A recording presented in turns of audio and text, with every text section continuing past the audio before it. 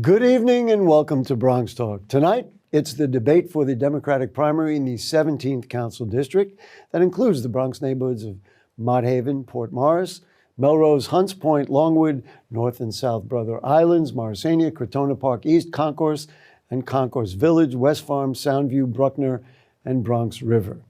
Tonight's program is presented in partnership with the League of Women Voters of the City of New York, which is a nonpartisan political organization that advocates for informed and active participation in government and works to increase understanding of major public policy issues.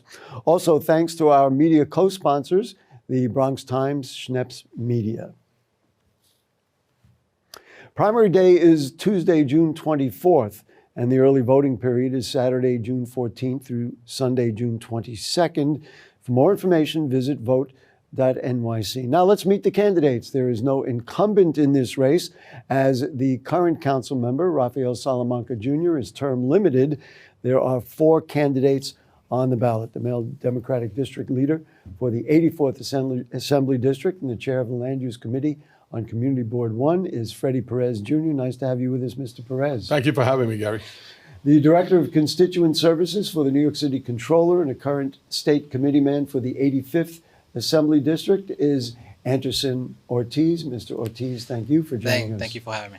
The Chief of Staff to New York State Senator Natalia Fernandez, who has had a leadership role in the Young Democrats of America, is Justin Sanchez. Nice to have you with us, Mr. Sanchez. Also on the ballot, a former state committeeman of the 79th AD and founding member of the Estella B. Diggs Democratic Club, Elvis Santana. Mr. Santana was invited, but his campaign informed us that he could not be here tonight. Candidates in tonight's debate, I will direct a question to one candidate. That candidate will have 90 seconds to respond, and then each candidate will also have 90 seconds to respond. The moderator, that's me, reserves the right to ask follow-up questions and also allow for rebuttals and dialogue. Please note that after the initial answers from each candidate, no statement can be longer than 30 seconds. Also, there will be no opening statements, but at the end of the program, each candidate will have 1 minute to offer a concluding comment.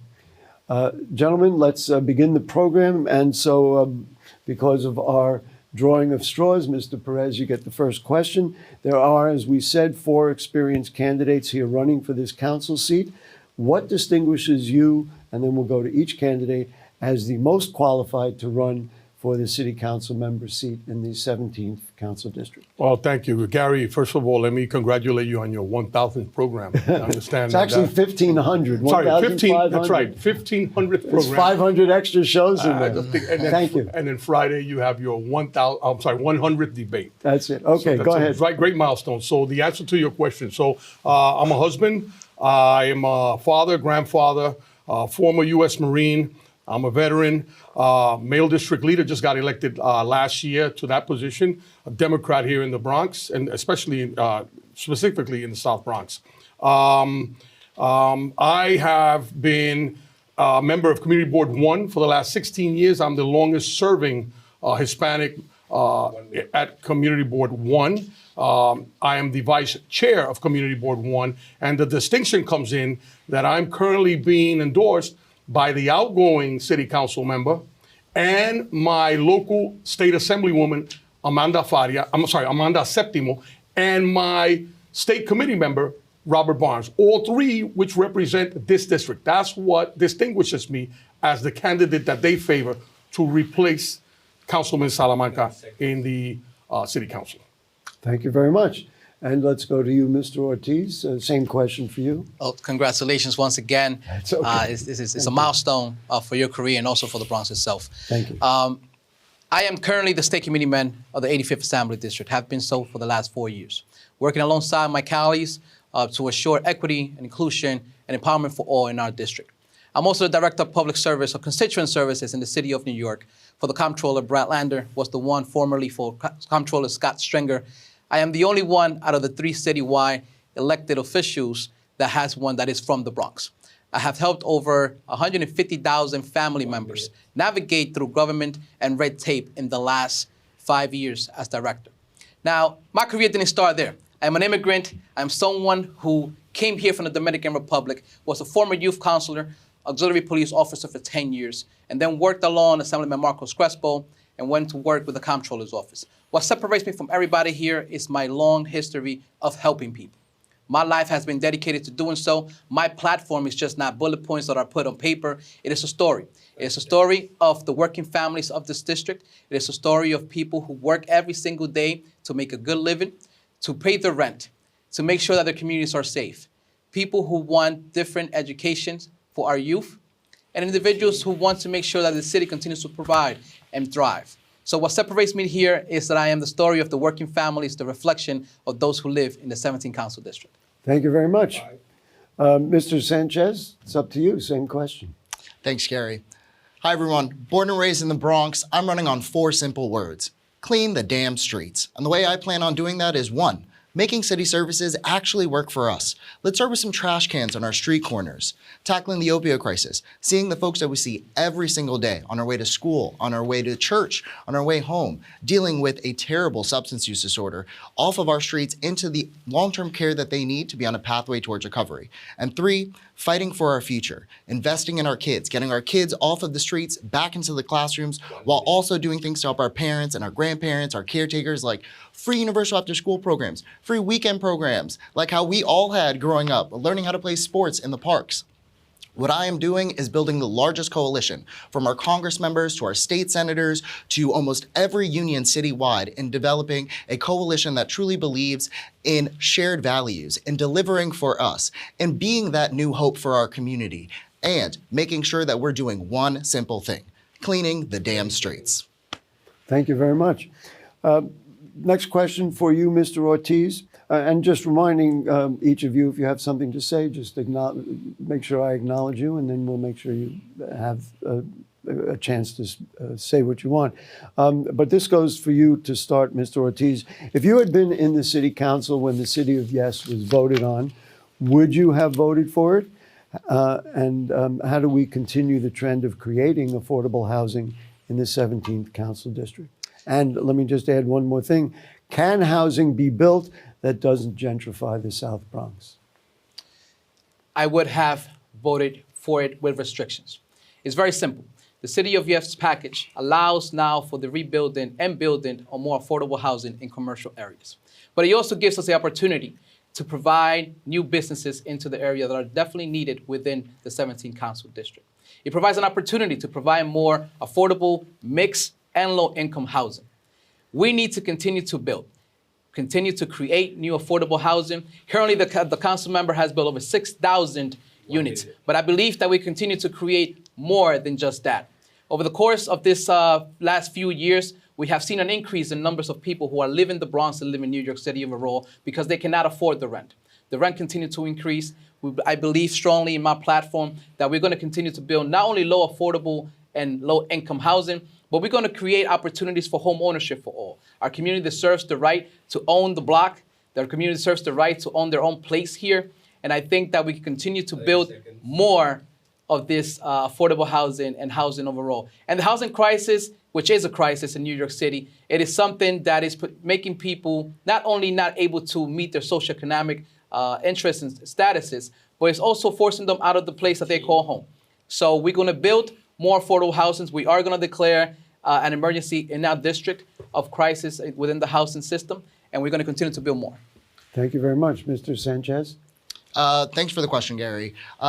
Yes, I would have voted for the City of Yes. However, the City of Yes didn't go far enough. What we need to do is actually develop actual policies so that we can build our housing. I'm the only candidate in this race that has a fully fleshed out 17 for 17 policy agenda. And housing is right at the top of it. I've developed a new model to build housing. Currently, we build housing off of this area medium income that takes in the incomes from Westchester and Putnam County. Well, I'm working with state and city officials to develop CMI, community medium income, which will build housing based on our local council district or community boards, whatever we can agree on. We have underutilized lots 17 right here in the district that the NYPD owns that are either not used or underutilized. We can actually change those into things called CLTs, or community land trusts, that actually can help build actual proper housing right here in our district. We have the means to build our housing. We just need the guts and actual political courage to actually get it done. Thank you very much. Mr. Perez, same question for you. So I actually voted yes at the community board level when the City of Yes project came. Let me say that there is a current law that I think Councilman Salamanca was the one that introduced it in the past, where if you're using taxpayer dollars as a developer or if you're building housing, affordable housing, and you're using taxpayer dollars as an incentive, you have to provide 15% of the units have to be set aside for the homeless population. And I say, why do we have to keep it? That's a good start, 15%. But going forward, if I become council member, I'm going to try to introduce some sort of amendment to increase that from 15% to 25%. Why? If you're using our tax dollars and you're only asking, you're asking for millions of dollars in incentives, why are you only giving us 15% of the apartments? Why not share, if you're going to make millions of dollars, give us 25%. That'll decrease the number of homeless people in the system and decrease the number of people that are, not sleeping in their own homes. Thank you very much. Okay, so it is you, Mr. Sanchez. The poverty rate in City Council District 17 is one of the highest in the city at near 40%. Why is this? As a council member, what steps can you take to address it? Absolutely. Well, the reason why our poverty rate is so high is the chronic disinvestment our communities have faced, from slashing our opportunities to help our seniors. Most seniors don't know that they qualify for SCREE and DREE, programs that help them lift themselves out of poverty, help with rent. Our families don't know the opportunities that are available to them because government has consistently made people go to government instead of government actually going to you, understanding what services you actually qualify and need so that we can actually break this cycle. There are things that we can do in terms of home ownership, things that we can partner with a lot of our mayoral candidates that are now talking about increasing our minimum wage. We have Andrew Cuomo talking about a $20 minimum increase. We have other candidates talking about $30 minimum increases, making sure that we're having discussions on universal basic income, making sure that folks that are living deep under the poverty level have a guaranteed source of income so that they can help put food on the table for their families and not have to worry about either food or medicine for their kids or the rent that they have to pay. It's making sure that we as government officials, as servants of the public, are actually going out there and doing our jobs and helping folks get the help that they need and they deserve. Thank you very much. The same question about poverty in the district, Mr. Perez. Ever since I can remember, they always let everyone know that this is the poorest congressional district in the nation. I mean, it goes back to the Serrano days, and then we have a new congressman, and we come up with all these plans, selling healthy foods, and let's cut out the trucking coming this way because of the asthma. And we still have the homelessness problem, and so poverty. I believe that we should have in this district the biggest, and if I become council member, that's what I plan on doing. I want to create the biggest job fair in the history of the Bronx.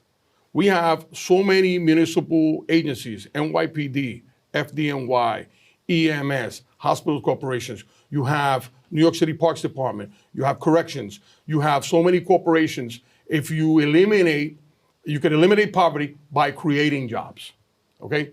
You eliminate poverty by creating jobs. People go to work. You have people that can now pay their rent, buy healthier foods. And I believe that that's one of the steps I'm going to take to eliminate part of the poverty problem here in the 17th. Thank you very much, Mr. Ortiz. The answer is very simple, and it starts with outreach. To put into perspective, the median income of the South Bronx is about slightly over $30,000 compared to $70,000 in the city of New York. I myself, who grew up in an impoverished community in the Dominican Republic, who settled here in the South Bronx, and have been homeless twice in my life here, started my first job cleaning the park, right across the street from my house.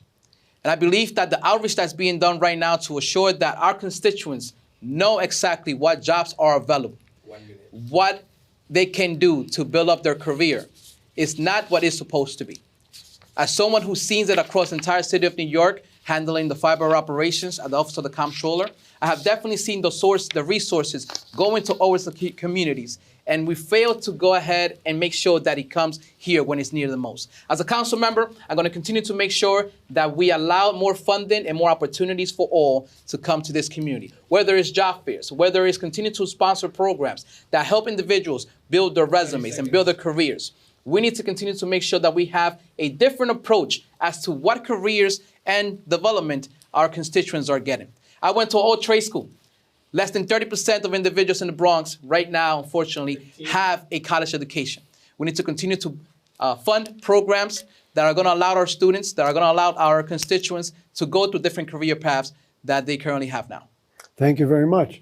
The next question is for you, Mr. Perez. The Bronx Times quoted you as saying, "I'm not a progressive, I'm a Democrat."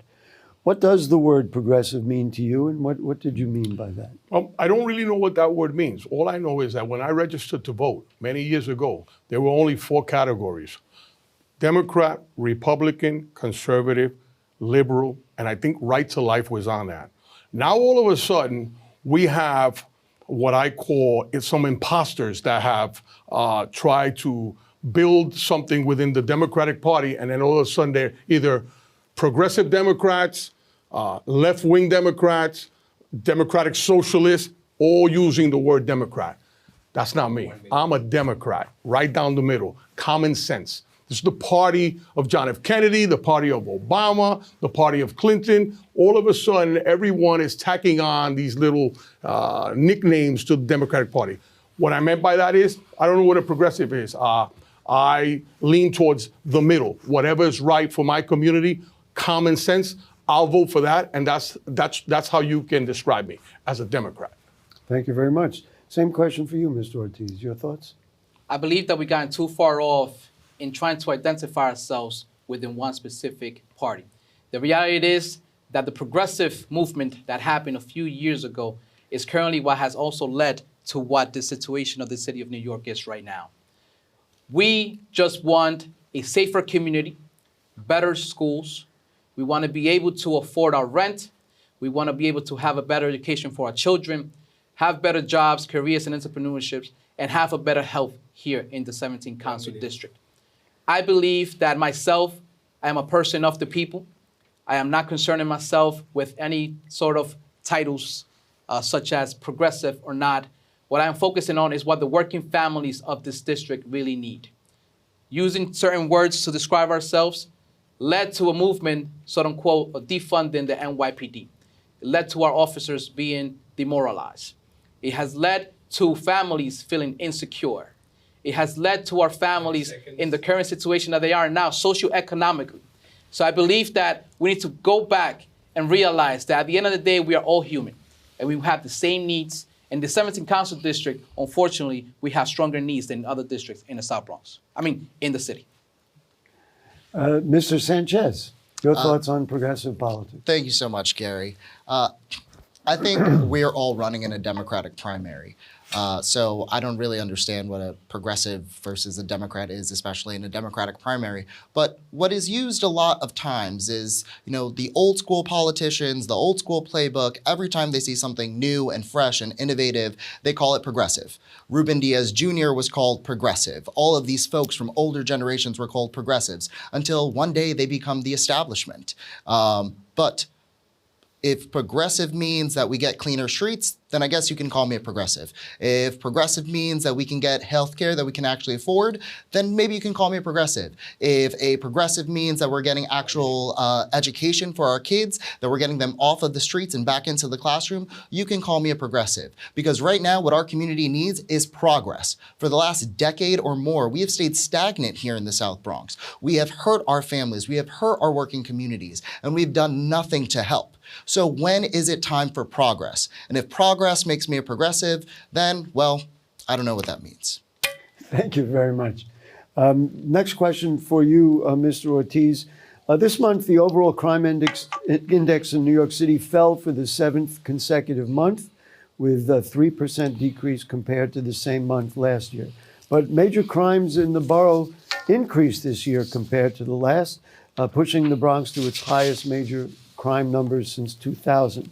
If you are elected to the city council, how do you address this? And maybe you should also ask, why is this the case here in the Bronx and in the South Bronx? It all starts with ensuring that we are, once again, going back to building a bridge between community and policing. As a council member, I am going to be investing in intervention and prevention programs to assure that our youth and other individuals are going to the right path and not falling back into bad habits. We have, I believe, it's a 50% increase in recidivism in the city of New York. And we have received here in the Bronx some of the most fatal tragedies in the entire city of New York. As a council member, I'm going to continue to make sure that we invest not only in the intervention and prevention programs, but back in building that relationship between the NYPD and the community. As a former auxiliary police officer who served for almost 10 years, who knows what it is to put a bulletproof vest and go outside to protect our community, I have seen firsthand the crime. I have seen firsthand the necessity for our community to go back to that good relationship that we had before. And I am just with, like Freddy, the only two candidates here who knows what it is to go out and serve and protect our community. Thank you very much. Mr. Sanchez, same question for you about crime in the Bronx and in the South Bronx. Absolutely. Thanks for the question, Gary. What we need to understand is I think this goes back to many of the questions we've already been answering and discussing, and what is our cycle of poverty looking like, and what are the routines that they keep communities like us in, making sure that we don't have access to higher education, making sure that we don't have access from pipelines from school to union-paying good jobs. They continue having us in this pattern because it seems a lot of the times they don't want us to succeed. And what we need to do is come together as a community, doing things like what Antirson said, talking about community violence intervention programs. Too many times, communities like us, we want police around. We want to make sure that we feel safe, but we also want to make sure that we're not being harassed. So how are we making sure that we are coming together as a community, making sure that we're defending and fighting for one another, while also making sure that the police are doing the actual job that they're there to do, which is protect us and not criminalize us. So finding those pathways, making sure that we are bringing in those community intervention violence programs, and making sure that we are taking our kids off of the streets and back into the classrooms.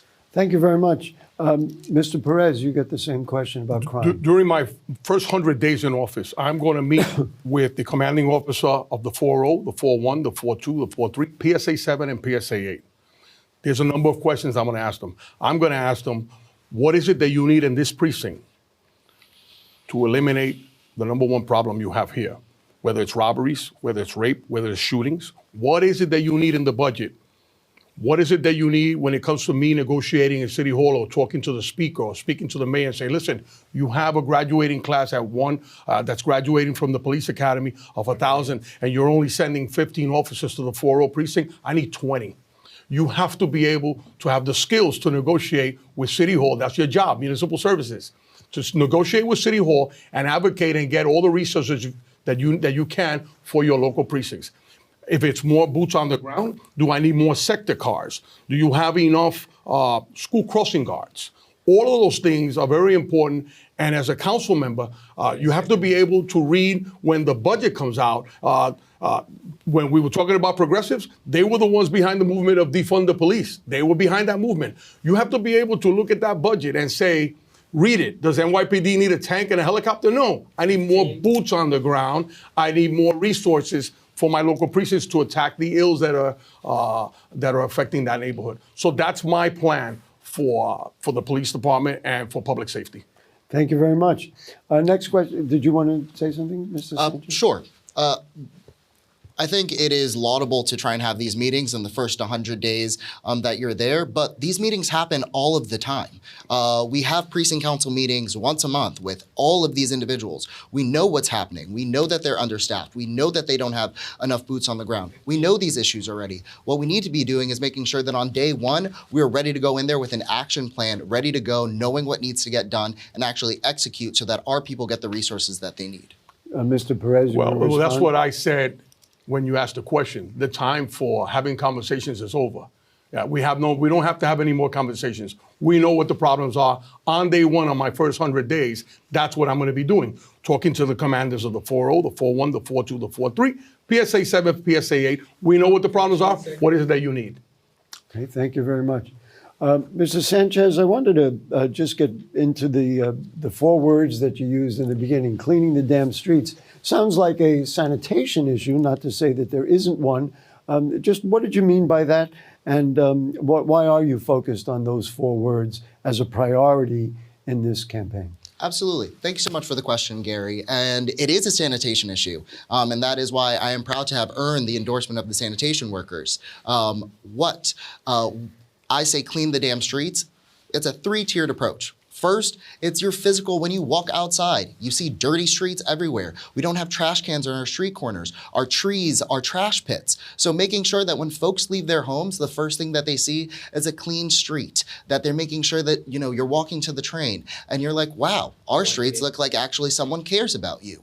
Two, tackling the opioid crisis. What is happening? People are all over our streets doing drugs. We see needles everywhere. So making sure that we're actually giving resources and investment and getting those folks off of the streets into the actual pathways towards recovery so that, again, we can have clean streets. And three, improving our education system, fighting for our kids, getting kids off of the streets back into the classrooms, making sure, again, that we're cleaning our streets by giving our kids the opportunities and resources that they deserve. So why I'm focused on clean the damn streets is because all of those fall into a three-tiered approach into actual tangible things that I can do as your city council member to actually make change in our communities that are not far pie in the sky ideas that are actually concrete in the ground. And you can join by helping me pick up a broom and a shovel and help cleaning our streets. Thank you very much. But we'll go around. You'll get a chance. I just want to rebuttal. Okay, we'll give you 30 seconds now. Go ahead. Sure. I think that to put into perspective and say clean the streets when sanitation's budget has actually slightly increased in the last year, this is just regular constituent services. And to put even people within the title clean the streets, to say that we're going to clean the streets by taking people who have a substance abuse problem. As a former counselor in a substance abuse with a substance abuse concentration, to put individuals who are currently suffering in that same title as clean the streets and our youth as well as something that is actually composed in the dirt is something that is a shame to say. Did you want to respond to that, sir? Absolutely. Well, that's funny that he says about the budget. Mr. Perez, you'll get your chance. Actually, our current city council member has $300,000 that you can allocate towards Clean Streets initiatives, and you can give all $300,000 to sanitation. You can look at the budget yourself. That $300,000 is not going towards sanitation. So where are trash cans? Ask the council member. Where is the trash going? Ask the council member. Because if there was the money there, we'd probably have some clean streets. Mr. Perez, you get a minute 30, and we'll give you a minute since you did your 30 just a moment ago. Thank you, sir. It was a sanitation question. I think we have to begin with educating our youth again and educating our community. As a resident of the South Bronx, I'm sure everyone here has seen people literally throwing garbage out their car windows or eating something and just discarding the trash on the ground. We've lost that type of respect for our community. We have, because you see it. People driving on the highway, just the whole bag out the window. So we have to begin to start educating our youth again at the school level and letting them know, don't litter, number one. Number two, let's identify, especially Superintendent Volpe, which I know personally from sanitation, identify the areas in especially the Third Avenue bid. It's so many people, it's congested. Make sure that we have enough trash cans in specific locations. And number three, we need to get enforcement back out there. There's a lot of illegal dumping that comes and happens at nighttime and nobody's watching. So as a council member, I'm gonna try to get as much funding as I can to get enforcement to come out. All right, enforcement to come out and watch specific areas that illegal dumping has been occurring. And the last thing I'll do is, when I come into office, we're going to power wash 3rd Avenue and 149th Street. That would be an interesting spectacle to watch. Mr. Ortiz, you get a minute here if you'd like. Sure. I believe that there has to be a more thorough action plan when it comes to cleaning our streets. It is indeed that we need more resources. We can agree that we need more education. This doesn't happen quite often in the city of New York and other places. There's other places that have almost the same population or larger population than the 17 council district or the Bronx overall, and the streets are perhaps more cleaner. So it begins with making sure that we are providing the funding necessary, right? And working with sanitation to see what is working right now and what's not working. Where are the garbage cans? Why there's not garbage cans in certain areas? And there's a specific reason why. If you have done ever constituent services, you know specifically why perhaps certain areas do not have garbage cans and others don't, right? And garbage in the 17th Council District, together with dumping, illegal dumping, it is a complete huge problem. So I applaud the former council member, his initiative to fund cameras to make sure that we catch these individuals that are currently doing that and give them higher fines. And I think we need to continue to fund more cameras as well. And enforcement. Enforcement is one of the big things. Mr. Perez, let's talk about healthcare. We have the largest employer in the Bronx is healthcare. We have the worst healthcare indicators, nonetheless. As a council member, how would you tackle this ongoing problem, especially in the South Bronx, which has been beset with so many different ailments? You know, we have a tremendous opioid crisis going on here in the South Bronx, especially Roberto Clemente Plaza, where you have significant amount of users hanging out at the pedestrian area and using drugs. We have a significant amount of methadone programs here, where people come from all over the city of New York and the Bronx to get treatment there. We have Lincoln Hospital. I think it's the only hospital in the 17th Council District, okay? So, and we have a tremendous amount of people here who suffer from asthma, they suffer from high blood pressure, they suffer from all sorts of ailments. I'm not sure, because remember, I'm gonna be one of 51 council members. I need to partner up with the state and my federal level colleagues so we can get more education when it comes to healthcare. Let people know, eat healthier. Don't eat this, don't do this, maybe get a little bit more exercise. Work with the unions to try to get the right people to work at the hospital, educate our people on healthier ways to live, okay? That's one of the things that I would do as a council member. Thank you very much. Mr. Ortiz, same thing. It's the largest employer in the Bronx, and yet we have the worst health indicators. It's been talked about for almost generations. We need to continue to make sure that we continue to fund our current health providers here in the South Bronx in the 17th Council District. I myself have been a victim in my family as well of the health disparities in the South Bronx, where there is suffering from asthma, diabetes, or even catching a heart inflation when I was younger. I strongly believe that this goes more and more thoroughly than just looking at the health aspects within the hospitals. We are currently a food desert here right now in the South Bronx, in the 17th Council District. We need to make sure that we bring in more healthy food for our community, more programs that are going to teach our youth and our seniors what it is required to have a healthy lifestyle. As a council member, I have a plan to create the first ever hub, one main building that will focus on the health disparities and health initiatives in the South Bronx, in the heart of Hunts Point. That would include not only just different physical initiatives, such as the gym, etc., but also learning how to cook your own healthy food, learning how to farm and grow your own healthy food. These are things that we can encompass and bring together to ensure that we're just not tackling one aspect of our health crisis, but that we bring everything together to assure a more healthy lifestyle for the entire Bronx. Mr. Sanchez? Thank you so much for the question, Gary. So I want to tackle this because a lot of times you hear the Bronx 62 for 62. The Bronx, if you look at the survey, is not 62. The survey is done by a bunch of people in Wisconsin. And the largest part of the survey, 40% of this survey, that constantly tells us that we're unhealthy, that all of these issues that we're serving, 40% of that is based on the things that we live around. Do you know what the biggest part of that is? If you have a single mom. I am a child of a single mom. Most of us are children of single moms. But if you're a child of a single mom, apparently that makes you unhealthy. The Bronx will always be 62 because of the level of single moms that we have right here in our borough. And sadly, I don't think that having a single mom makes you that unhealthy. So I have some issues with that survey. But talking about healthcare, what we need to be doing is making sure that we're fighting for our hospitals and fighting for our hospital workers. That's why I'm proud to have the endorsements of our healthcare unions, making sure that we're fighting to fully fund our public hospitals, that we're fully staffing our emergency rooms, making sure that folks have the actual opportunities to get the services and care that they need when they actually come into the hospital. Working together with our partners to actually get things done and get our resources to our communities. Thank you very much. I want to ask you one, you wanted to respond? Go ahead. I just want to rebuttal something. Sure, go right ahead.